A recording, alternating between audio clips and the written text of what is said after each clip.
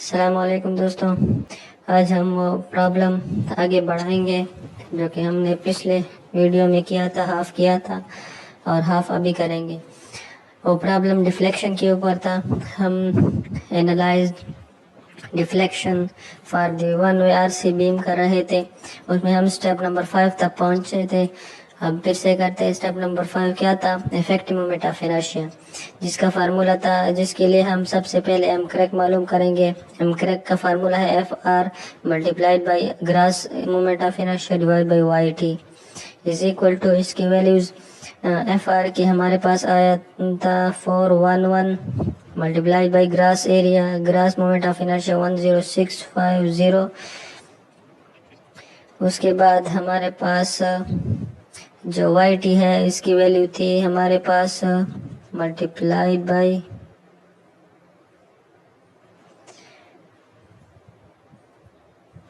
ये है यहाँ पे 11 होल डिवाइडेड बाई 12,000। ये जो वाई टी की वैल्यू है, ये वाई टी है, ये हमारे पास h/2 के बराबर है। जो हाइट है उसके हाफ के बराबर है। तो जब हम फुट को इंचेस में कन्वर्ट करेंगे तो हमारे पास ये आता है। इससे हम क्रैक की वैल्यू हमारे पास आई थी 33.2 किप्स फुट। ये पिछले वाला हम कर रहे हैं। अब यहाँ पे हम इन्हें यहाँ से अब नया शुरू करेंगे। अब हम under dead load only, under dead load only, यहाँ पे हमारे पास इफेक्टिव मोमेंट ऑफ इनर्शिया क्या आएगा? तो इसके लिए सबसे पहले हम क्या करेंगे? M crack divide by M dead. पहले हम ये मालूम करेंगे कि ये 1 से ज़्यादा आ रहा है या 1 आ रहा है या 1 से कम आ रहा है। तो एम क्रैक की वैल्यू हमारे पास ऊपर 33.2 है, डिवाइड बाई एम डेड जो है 30.9 आया था। इसकी वैल्यू जो है 1 पॉइंट समथिंग, जो कि ग्रेटर देन 1 है। जो चूंकि ग्रेटर देन 1 है तो हमारे पास हम ये रिजल्ट में क्या कह सकते हैं? That I effective for dead is equal to I gross. ये ज्यादा आ रहा है तो हमारे पास आई ग्रास के बराबर होगा effective, which will be equal to 10650 inch 4। ये अंडर डेड लोड है। इसके बाद हम अंडर सस्टेन लोड मालूम करेंगे। दैट अंडर सस्टेन लोड हमारे पास इफेक्टिव मोमेंट ऑफ इनर्शिया क्या आता है? इसके लिए हम पहला स्टेप जो करेंगे, M crack divide by M sustain whole cube मालूम करेंगे, जो कि है इसके अगर हम वैल्यू पुट करें 33.2 डिवाइड बाई 42.6 होल क्यूब। इसके यहाँ पे हमारे पास वैल्यू आती है 0.473। अब दूसरे स्टेप में हम क्या करेंगे? Now effective moment of inertia for sustained load is equal to m crack divided by m sustained, sorry यहाँ पे m sustained नहीं, यहाँ पे हम total service load ma whole cube multiplied by grass area, grass moment of inertia plus यहाँ पे है 1 minus m crack divide by M A whole cube whole I gross. इसे हमारे पास वैल्यू आएगी 0.473। तो इसकी वैल्यू है multiplied by gross moment of inertia जो कि 10650 है, प्लस 1 माइनस इसकी वैल्यू है हमारे पास 0.473 मल्टीप्लाइड बाई ग्रास, यहाँ पे ग्रास नहीं है, यहाँ पे क्रैक है। तो क्रैक मोमेंट ऑफ इनर्शिया हमारे पास है 3770। इसकी वैल्यू हमारे पास आता है 7025 इंच पावर 4, जो कि should be less than or equal to I gross होगा फॉर सस्टेन, जो कि आई ग्रास जो है हमारे पास 10650 है और सस्टेन जो आया है 7025, जो कि लेस देन है आई जी से, मीन्स हमारा सही है। तो इसके बाद हम क्या करेंगे? Under dead plus live load, इसके लिए हम आई इफेक्टिव की वैल्यू मालूम करेंगे। तो इसके लिए सबसे पहले हम करेंगे पहला स्टेप जो है M crack divide by M dead plus live whole cube मालूम करेंगे, जो कि वैल्यू आता है 33.2 बाई 54.3 होल क्यूब। ये 54.3 ये डेड और लाइव को जब हम ऐड करते हैं तो हमारे पास 54.3 आता है। इससे वैल्यू जो हमारे पास आती है वो 0.229 है। अब I effective for dead and live, इसके लिए हम फार्मूला लिख लेते हैं MCR divide by M total whole cube multiplied by I gross plus 1 minus MCR divide by MA whole cube multiplied by I crack, जो कि शुड बी लेस देन और equal to IG होगा। इसकी value अगर हम put कर दे तो हमारे पास यहाँ पे आता है MCR by MA 0.229 multiplied by 10650, यहाँ पे है 10650 प्लस 1 माइनस 0.229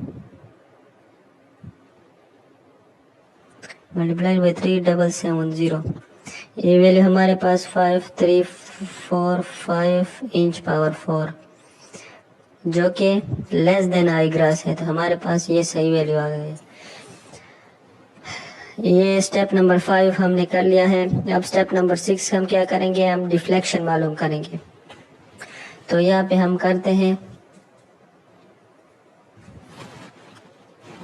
डिफ्लेक्शन। अब सबसे पहले हम इनिशियल और शॉर्ट टर्म डिफ्लेक्शन मालूम करेंगे। स्टेप नंबर 6 में हम क्या करेंगे, शॉर्ट टर्म डिफ्लेक्शन। अब short term deflection for initial stage हमारे पास इसका जो फार्मूला है वो ये है दैट हम डिफ्लेक्शन को डेल्टा से डिनोट करते हैं फॉर आई इनिशियल इंटू यानी D short term deflection for is equal to ये क्या आएगा फॉर डेड लोड। ये हमारे पास आएगा, उसकी वैल्यू है k into 5/48 multiplied by m dead L square divide by EC into I effective for dead load.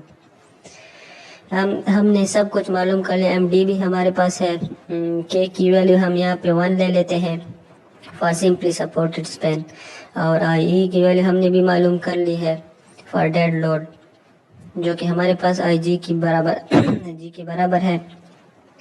तो यहाँ पे हम अगर वैल्यू पुटिंग कर ले तो हमारे पास आता है 1 इंटू 5/48। MD की वैल्यू हमने मालूम की 30.9 और स्पेन लेंथ जो है 25 whole square divide by AC हमारे पास आता है यहाँ पे AC 30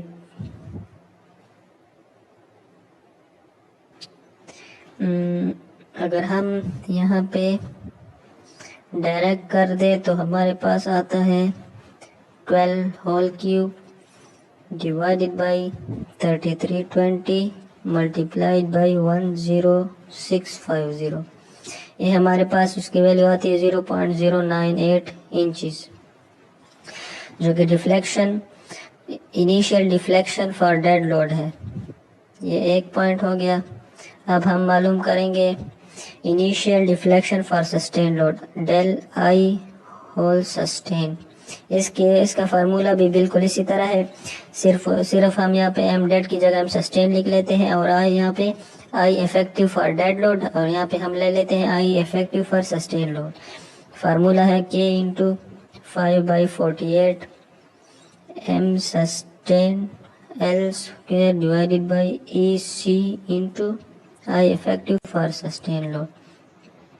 इसकी वैल्यू अगर हम पुटिंग कर दें 1 इंटू 5/48 M सस्टेन जो है वो है 42.6 हमने मालूम कर दिया 25 होल स्क्वायर डिवाइड, जो कि यहाँ पे है 12 whole cube divided by 3320 into 7025, इससे हमारे पास वैल्यू है 0.205 इंचज़। अब तीसरे स्टेप में हम करेंगे deflection, initial deflection for dead and live both. इसके पास भी हमारे पास फार्मूला है k into 5/48 m dead plus live L square divided by EC multiplied by I effective for dead and live both. यहाँ पे अगर हम पुटिंग द वैल्यू कर लें तो हमारे पास आता है 1 into 5/48 m dead plus live है 54.3 25 square multiply by 12 whole cube divided by 3320 multiplied by 5345, जो कि इसकी वैल्यू है।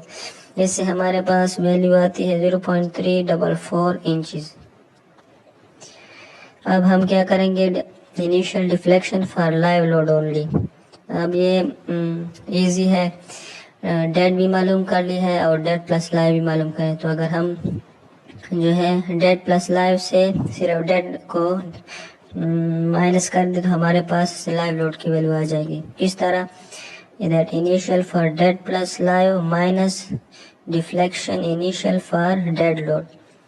इससे हमारे पास आता है 0.344 minus 0.098 is equal to 0.246 inches, जो कि है deflection, initial deflection for live load only. इसके बाद हम जो स्टेप करेंगे, बल्कि इसी स्टेप को हम आगे बढ़ाएंगे और हम क्या करेंगे, ये हमने तो इनिशियल डिफ्लेक्शन मालूम कर दी। अब हम एलोवेबल डिफ्लेक्शन मालूम करेंगे, जो कि रिक्वायरमेंट है, इस प्रॉब्लम का रिक्वायरमेंट है। तो हम यहाँ से शुरू करते हैं।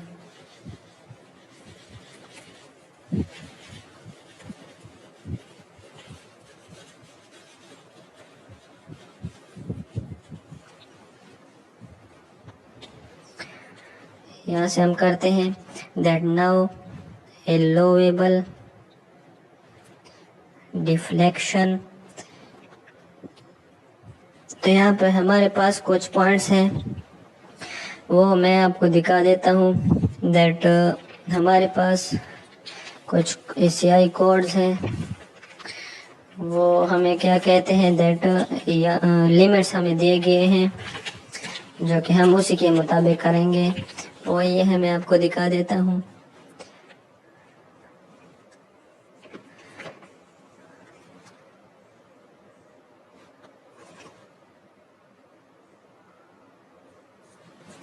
That table 9.5b maximum permissible computed deflection for flat roof not supporting or attached to non-structural element likely to be damaged by large deflection। इसकी वैल्यू डिफ्लेक्शन लिमिटेशन कितनी है, L/180 है इंचज़। इसके बाद है फ्लोर फॉर नॉन सपोर्टिंग और attached to non structural likely to be damaged by large deflection is equal to, limitation इसकी क्या है, L/360। इसके बाद है रूफ और फ्लोर सपोर्टिंग और attached to non likely to be damage, इसकी वैल्यू है, लिमिटेशन है L/480। और अगर रूफ और फ्लोर सपोर्टिंग और attach not likely to be damage, then इसकी लिमिटेशन हो L/240 इंचज़ है। तो हमारे पास यहाँ पे जो एलोवेबल डिफ्लेक्शन है वो हम क्या ले लेते हैं, हम यहाँ पे लिख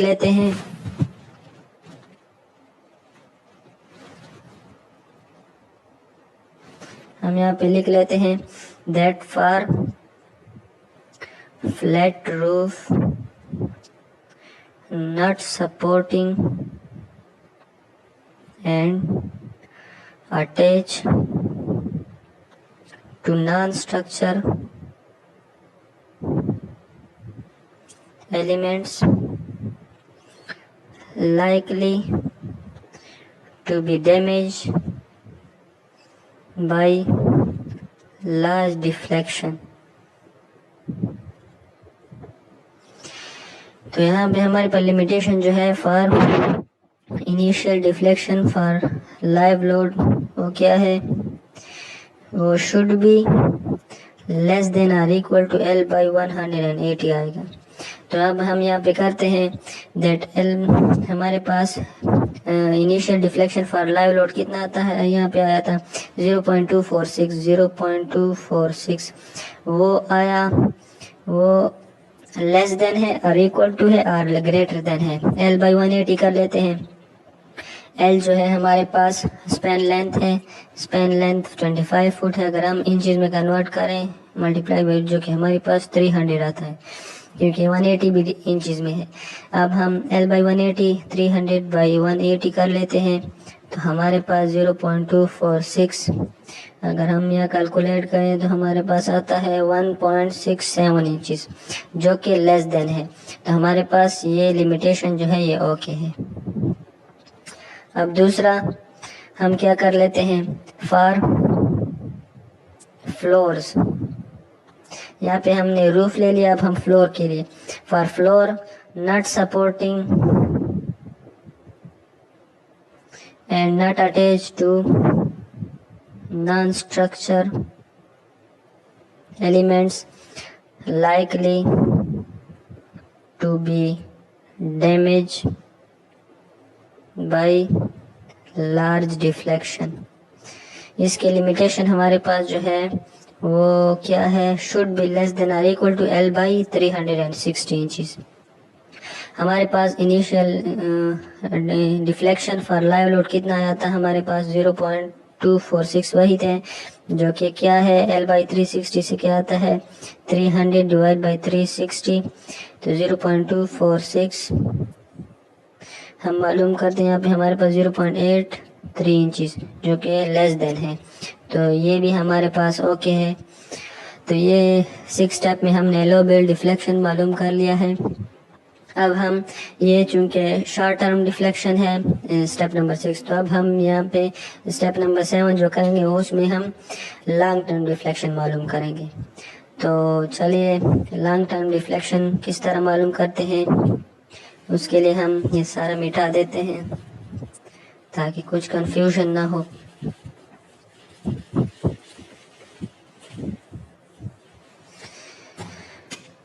स्टेप नंबर 7, यहाँ पे स्टेप नंबर 7 क्या है, long term deflection. Long term deflection हम किस तरह मालूम करेंगे, उसके लिए हम जो है हमारे पास एक तरह का एक टेक्निक है, वो किस तरह है कि हम long term short term deflection को यानी इनिशियल डिफ्लेक्शन को हम मल्टीप्लाइड करते हैं एक लैम्डा की वैल्यू से। और लैम्डा की वैल्यू क्या है, लैम्डा की वैल्यू है Sai divided by 1 plus 50 rho dash, ये लैम्डा की वैल्यू है। इसको हम शॉर्ट टर्म डिफ्लेक्शन के साथ मल्टीप्लाई कर ले तो हमारे पास लॉन्ग टर्म डिफ्लेक्शन आ जाता है। तो इस तरह इसके लिए हम क्या करेंगे, इसके लिए हम स्टार्ट करेंगे, तो यहाँ पे हम स्टार्ट करेंगे, हम क्या करेंगे यहाँ पे हमें भी ये भी गिवन होगा कि that find the additional long term deflection at ages, यानी एज भी दिया होगा। तो हमारे पास यहाँ पे एज कितना दिया हुआ है, for ages 3 months and 5 years। तो इसकी हमारे पास साई की वैल्यू क्या क्या आएंगी, ये जो साई की वैल्यू है ये हम एक टेबल की मदद से फाइंड आउट करते हैं जो कि मैं आपको दिखा देता हूँ।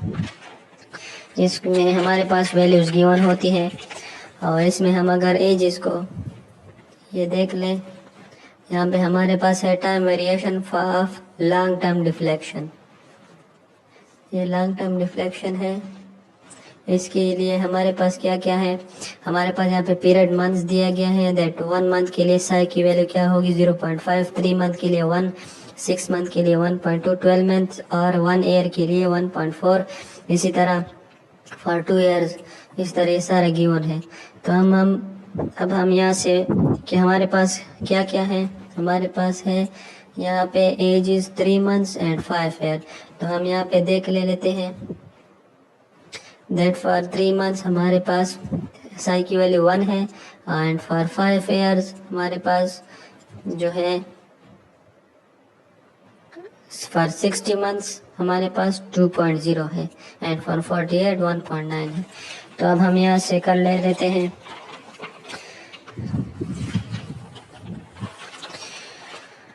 हम शुरू कर लेते हैं that for 5 years psi is equal to 2.0 and for 3 months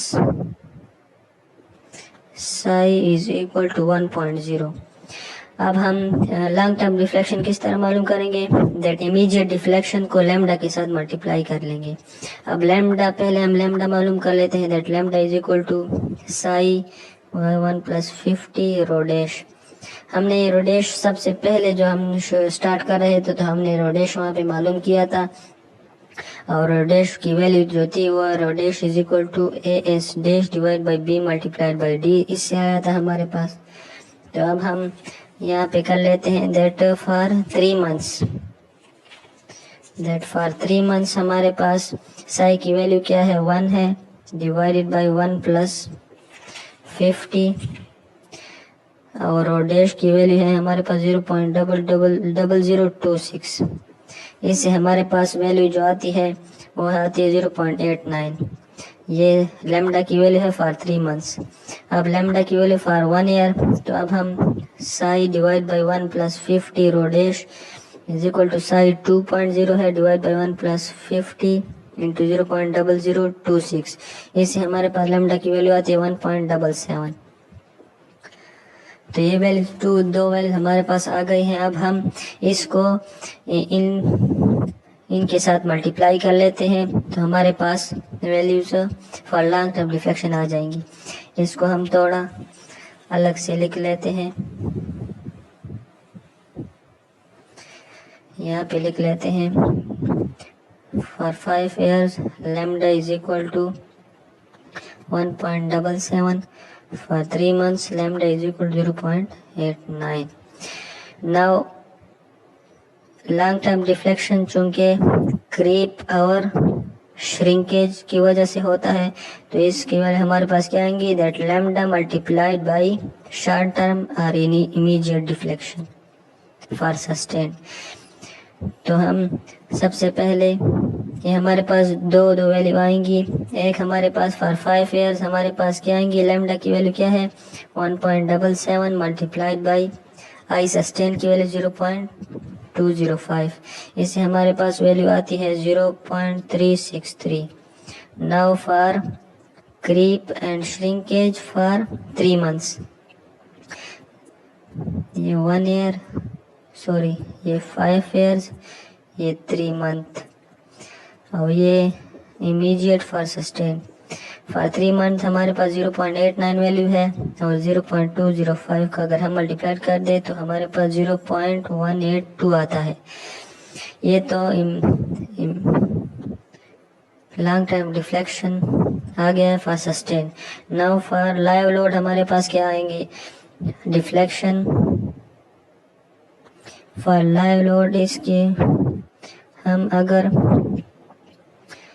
for creep and shrinkage के साथ ऐड कर देते हैं तो हमारे पास आ जाएंगी। Immediate deflection for live load हमारे पास है 0.246 प्लस अगर हम इस क्रीप को ऐड कर दें हमारे पास क्रीप की वैल्यू क्या है फॉर 5 years 0.363 हमारे पास वैल्यू आता है 0.61 इंचेस। नाउ फॉर ये है फॉर 5 years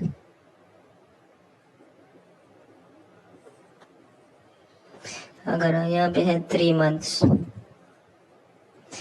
months की वैल्यू हमारे पास आता है ये क्रीप प्लस श्रिंकेज इससे हमारे पास वैल्यू क्या आता है लाइव लोड 0.246 प्लस इसकी वैल्यू फॉर 3 months जो कि ये है 0.182, मीन्स हमारे पास 0.43 इनिशियल वैल्यू आ जाती है।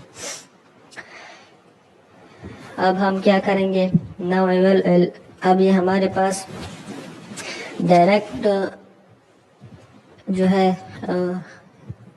लॉन्ग टर्म रिफ्लेक्शन आ गए हैं। अब हम इसको लिमिटेशन के साथ कंपेयर करेंगे। लिमिटेशन कौन कौन से हैं, एक लिमिट्स ये है हम यहाँ पे कर लेते हैं, यहाँ पे आ जाएंगे।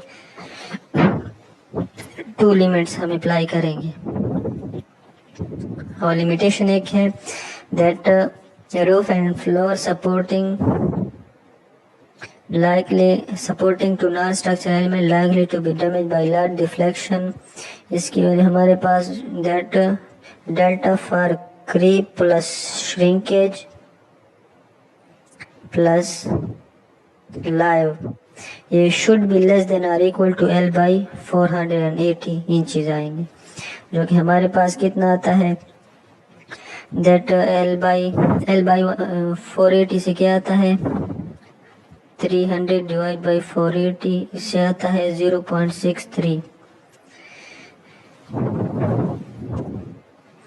तो हम यहाँ पे देख लेते हैं, इधर इसकी वैल्यू क्या थी 0.43 is less than 0.63, that mean that it is okay.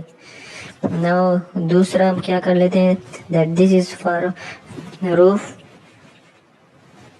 and floor supporting to non-structural elements and likely to be damaged। अब हम यहाँ पे करते हैं that not likely to be damaged by large deflection। तो इसकी लिमिटेशन क्या क्या है that delta for creep plus shrinkage plus live it should be less than or equal to L by 240 inches। तो L by 240 inches क्या आता है 300 divide by 240, इससे वैल्यू हमारे पास 1.25 आता है। और यहाँ पे अगर हम ये ऐड कर दें तो हमारे पास इसकी वैल्यू क्या आएगी, यहाँ पे हम जो है करेंगे हमारे पास ये दोनों से लेस आ रही है that for 5 year and for 3 months 0.43 से कम भी आ रहा है और 0.61 से भी ये कम आ रहा है। तो हमारे पास ये जो है लिमिटेशन ओके। यहाँ पे भी हम देख लेते हैं that not likely to be damage, तो इससे हमारे पास 1.25 आता है और जो कि ये 0.61 से भी लेस है, that 0.61 is less than and 0.43 is also less than 1.25, so our limitation is okay। तो ये हमारे पास एक प्रॉब्लम था जो हमने कर दिया और हमारे पास हमने लिमिटेशन भी अप्लाई कर दी जो हमारे पास ठीक आ गई। तो हम इस तरह हम किसी को अगर हम ये जो है समझ लें तो हम कोई भी प्रॉब्लम दे दें तो हम ये कर सकते हैं। इससे मुश्किल क्या है, मुश्किल नहीं कर सकते हैं, लेकिन इसमें जो मुश्किल काम था वो ये फार्मूलाज हैं, अगर हम ये फार्मूला याद कर लें तो ये प्रॉब्लम सॉल्व कर सकते हैं। तो इस वजह से जो है अगर पसंद आए तो लाइक कर दें और अगर इसी तरह और वीडियोस अगर आपको चाहिए और तो हाँ ये ऊपर दिया गया है फनी इंजीनियर को सब्सक्राइब भी करें। तो इसी तरह हम यहाँ पे अख्तिताम कर देते हैं, मुझे इजाज़त दो। अल्लाह हाफिज़।